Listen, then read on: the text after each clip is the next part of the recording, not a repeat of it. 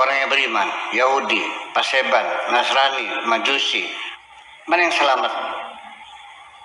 Innallaha yafsilu bainahum yaumal qiyamah. Allah yang menentukan siapa yang selamat di antara mereka nanti di hari kiamat, bukan sekarang. Bukan kamu yang menentukan neraka. Memangnya kamu Tuhan? Oke? Shalom bagi kita semua dimanapun kita berada pada saat ini. Kiranya kita semua tetap berada dalam keadaan sehat dan apapun yang merupakan aktivitas kita sepanjang hari ini, kiranya Tuhan Yesus memberkati. Dan kembali berjumpa lagi di channel kita ini, yaitu Zimayan Yasin. Terima kasih buat teman-teman semua dan juga para sahabat yang sudah mendukung perkembangan channel ini dengan setia, dan kiranya kita tetap menggunakannya untuk menjadi berkat bagi semua orang. Nah teman-teman, pada video kali ini saya membagikan kepada kita semua ada satu ceramah dari Kiai Biasakur, di mana dia mengatakan bahwa semua agama yang ada di dunia ini adalah berasal dari Allah atau dibentuk atau dibuat oleh Allah, dan agama yang diterima di sisi Allah itu agama yang dimana orangnya menyerahkan diri atau berserah diri. Nah, berserah diri yang diucapkan oleh Kiai Biasakur ini setara dengan tulisan Paulus, yang dimana tubuh kita ini harus dipersembahkan sebagai persembahan yang hidup, yang kudus dan berkenan kepada Allah. Nah teman-teman, sebelumnya mari kita simak saja videonya yang berikut ini. Wa man ahsanu dinan mimman aslama wajhahu. Siapa yang paling baik agamanya dibanding dengan orang yang berserah diri wajahnya ya lillahi kepada Allah, wa muhsinun, berserah diri dan dia berbuat baik, wattaba'a millata Ibrahim hanifa, dan mengikuti millat Ibrahim, wattakhadallahu Ibrahim khalila, Allah sudah mengangkat Nabi Ibrahim sebagai kekasihnya, walillahi ma fis samawati wa ma fil ard, apa yang ada di langit, apa yang ada di bumi, semua adalah milik Allah. Wa kana Allahu bikulli syai'in muhita, Allah sangat meliputi segala apapun di dunia ini. Nah, di sini yang perlu saya ingatkan, mereka itu yang masuk surga itu wa man ahsanu dinan mimman aslama wajhahu lillah. Agama mana yang paling baik? Agama yang berserah diri lalu berbuat baik. Jadi artinya di sini ada sedikit penafsiran yang perlu diluruskan sekali. Saya sudah pernah konfirmasi dengan Pak Quraisy itu juga. Saya katakan ini kan di banyak sekali ayat yang menyatakan bahwa nanti pada akhirnya semua agama ini kan buatan Tuhan semuanya. Apa ada di dunia bukan buatan Tuhan? Ada nggak sesuatu yang terjadi tidak dibuat Tuhan? Ada kan? Nasrani siapa bikin? Yahudi yang bikin. Hindu, Buddha, Sunda Wiwitan, Kejawen, Abangan, semuanya buatan Tuhan kok. Kenapa dibuat begitu? Ya sengaja biar rame. Namanya boleh. Nah, lalu pada akhirnya nanti bagaimana? Yang selamat siapa? Allah mengatakan, innal ladzina amanu wal ladzina hadu was-sabiuna wan nasara wal majus wal ladzina asyraku. Orang yang beriman, Yahudi, Paseban, Nasrani, Majusi, orang-orang yang menyembah berhala, mana yang selamat? Innallaha yafsilu bainahum yaumal qiyamah. Allah yang menentukan siapa yang selamat di antara mereka nanti di hari kiamat, bukan sekarang. Bukan kamu yang menentukan neraka. Memangnya kamu Tuhan? Oke? Allah sengaja bikin umat berbeda-beda. Wa ja'alakum syu'uban wa qabaila lita'aruf. Bikin berbagai macam suku, berbagai macam agama untuk bekerja sama. Silakan. Inna akramakum indallahi atqakum, yang paling mulia adalah yang paling bertakwa. Di sini di dalam kitab ilmu tafsir mengatakan bahwa syu'uban wa qabaila itu orang-orang yang beriman, orang-orang Islam. Jadi kabilah-kabilah Islam, bangsa-bangsa Islam. Kenapa? Karena atqakum itu yang paling baik adalah orang yang bertakwa. Yang bertakwa itu orang Islam. Kalau orang Islam, kalau non Muslim nggak ada yang bertakwa. Jadi yang tadinya sebagai ayat universal menjadi ayat lokal untuk membuat kerjasama antara sesama umat Islam. Bayangkan, tafsirnya begitu loh. Jadi kita nggak bisa menyalahkan total mereka, yang dalilnya ada, tafsirnya ada. Saya konfirmasi, saya bilang ya ente lebih paham katanya. Gitu, ya, ente lebih paham. Semacam itu. Jadi kenapa? Ya gara-garanya karena takwa didefinisikan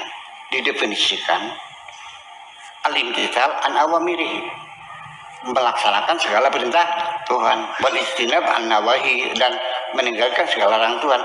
Siapa yang melaksanakan perintah Allah? Orang Islam. Jadi tidak ada kerjasama antar bangsa, antar agama, itu nggak ada kerjasama antar Islam, kan begitu jadi. Nah inilah makanya harus diwaspadai. Tetapi nyatanya di Indonesia orang masih beranggapan kalau saya menyalahkan mufasir, namanya murtad. Saya tidak menyalahkan Qurannya, menyalahkan mufasirnya. Mufasir masuk nggak? Imam Madhahib masuk nggak? Iya. Kita ahli sunnah wal jamaah mengatakan kita berbeda. Kalau di Syiah imam dimaksumkan, kalau di ahli sunnah tidak. Tapi prakteknya dimaksumkan juga kok. Betul nggak? Masa Imam Syafi'i salah? Masa Ibnu Katsir salah? Kan begitu persoalannya. Jadi itulah persoalannya. Jadi ini di Al-Quran ini salah satu tafsir yang menjadi mimbar politiknya Said Qutb. Kita baca, tapi bacaan kita bacaan kritis. Kalau di pondok mah kalau baca kitab diyakini benarnya ya. Boleh dijelaskan nggak kitab kuning? Nggak boleh ya? Itu salah. Oke, terima kasih kita.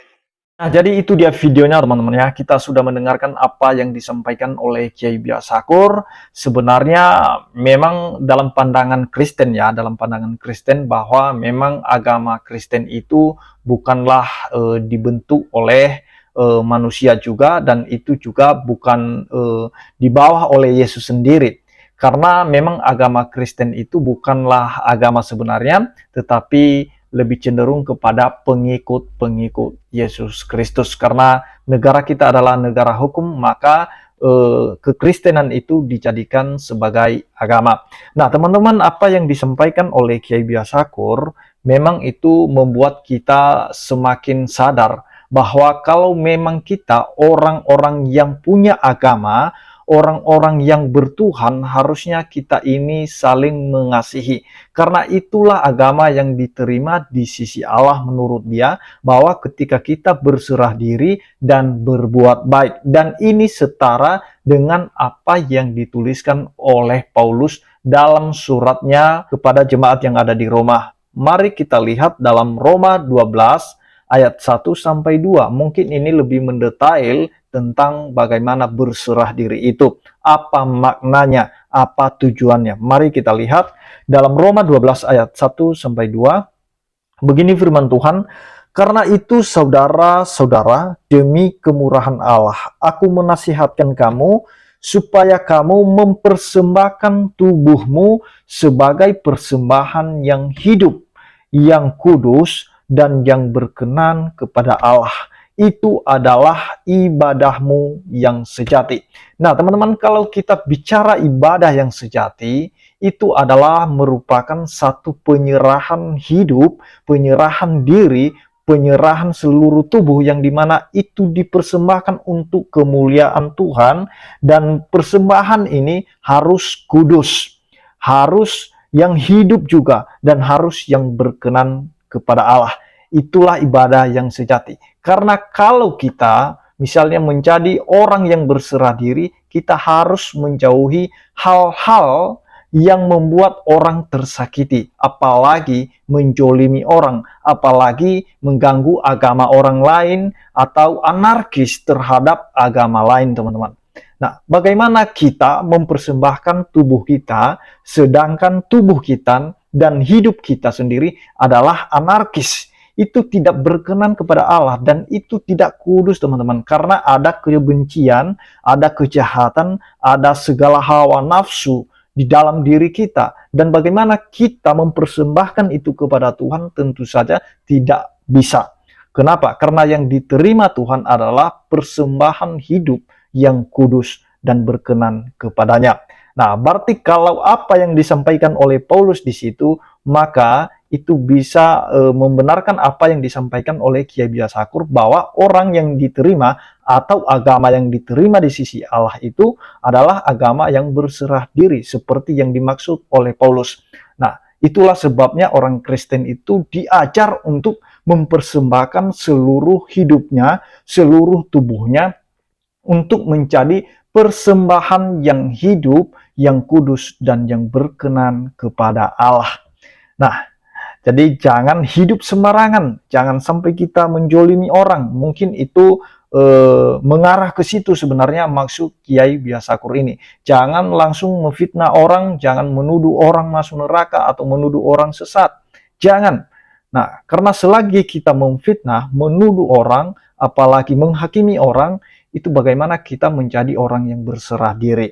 Nah, dan lebih ditekankan lagi oleh Paulus di ayat yang kedua, janganlah kamu menjadi serupa dengan dunia ini, tetapi berubahlah oleh pembaharuan budimu, sehingga kamu dapat membedakan manakah kehendak Allah, apa yang baik, yang berkenan kepada Allah, dan yang sempurna. Nah, Bapak Ibu Saudara, yang perlu kita utamakan di sini adalah pembaharuan budi kita. Akal sehat kita itu atau watak kita itu harus berubah lebih baik lagi. Supaya apa? Supaya kita bisa membedakan mana kehendak Allah, apa yang baik, dan apa yang sempurna. Mana yang sempurna bisa kita bedakan semua. Jangan sampai seperti yang saya upload kemarin itulah, ada orang yang dimana dia berdoa di tengah jalan ya, dia sudah tidak bisa membedakan lagi mana rumah doa, mana tempat ibadah, dan mana jalan raya. Kenapa? Karena tidak ada perubahan di wataknya. Nah, tidak ada perubahan dalam pemikirannya. Tidak ada perubahan dalam akal budinya. Nah, harusnya kita sebagai orang yang berserah diri, kita harus perbaharui seluruh cara berpikir kita. Kalau selama ini mungkin pikiran kita negatif terhadap agama lain, mungkin kita memfitnah, mungkin kita menuduh, mungkin kita suka persekusi, mungkin ada doktrin-doktrin yang masuk di dalam pikiran kita sehingga kita bisa sentimen dengan orang lain atau membenci orang lain. Itu yang perlu dibaharui supaya kita berkenan kepada Allah. Jangan menjadi serupa dengan dunia ini. Karena masalah kebencian, hawa nafsu, segala kejahatan dalam hati kita itu sudah bagian dunia. Dan itu yang dikatakan oleh Paulus, janganlah menjadi serupa dengan dunia ini. Nah, harus berubah oleh pembaharuan budi. Nah, tapi kita orang Kristen, kita percaya semua bahwa kita adalah orang-orang yang dibaharui oleh Roh Kudus, yang dimana ketika kita diangkat menjadi anak Allah, anak Tuhan, menjadi anak-anak yang dimana status kita itu sebagai keluarga kerajaan Allah, tentu saja hidup kita ini berdampak atau kita bisa mencerminkan iman kita lewat karakter kita, perbuatan kita, bagaimana kita bisa menjadi berkat bagi semua orang. Nah, itu yang dimaksud Paulus. Dan itulah yang diterima oleh Allah, persembahan yang hidup, yang kudus, dan yang berkenan kepada Allah. Dan itu setara dengan apa yang disampaikan oleh Kiai Biasakur. Hanya saja penjelasan detailnya ada di firman Tuhan ini. Nah, memang arah dari ceramah Kiai Biasakur itu, teman-teman, ya supaya semua agama yang ada di dunia ini bisa akur, bisa rukun, bisa saling menghargai, bisa saling menghormati, jangan saling membenci, jangan saling memfitnah, jangan saling menghakimi, jangan saling anarkis. Itunya sebabnya Kiai Biasakur melakukan kajian-kajian yang memang itu menyejukkan hati semua pihak sebenarnya. Tetapi ada beberapa kelompok juga yang memang tidak suka dengan ceramah Kiai Biasakur ini. karena mereka merasa sudah terganggu dengan apa yang diajarkan oleh Kiai Biasakur. Nah, tapi tidak masalah karena orang yang sudah terdoktrin lama atau menerima doktrin yang memang itu membuat dia semakin benci sama orang, dan itu susah berubah kalau sudah menjadi kebiasaan untuk membenci agama lain, kelompok lain, sehingga ketika tidak ada pembaharuan budi tadi, maka tidak bisa membedakan mana yang jahat, mana yang baik, hidup sembarangan. Nah, jadi marilah kita sebagai orang-orang yang beragama, bukan hanya beragama saja, tetapi coba kita cerminkan diri kita ini bahwa kita adalah orang yang beragama dan bertuhan. Nah, bukan hanya beragama saja, tetapi kita yakin juga bahwa kita punya Tuhan mungkin sesuai dengan keyakinan masing-masing. Kalau Kristen memang yakin bahwa Tuhannya adalah Yesus Kristus dan Juru Selamat umat manusia. Begitu banyak pengajaran Yesus, bahkan diajarkan kepada kita semua bahwa kita harus berdoa bagi orang yang menganiaya kita, kita mengasihi musuh kita, bahkan kita harus membalas kejahatan itu dengan kebaikan. Itu luar biasa ajaran Tuhan Yesus. Dan itu yang ditanamkan di dalam pikiran kita sebagai orang yang mengikut Kristus, supaya kita hidup seperti Kristus hidup, menjadi berkat bagi banyak orang. Demikian yang saya sampaikan, kiranya Tuhan Yesus memberkati kita semua. Shalom.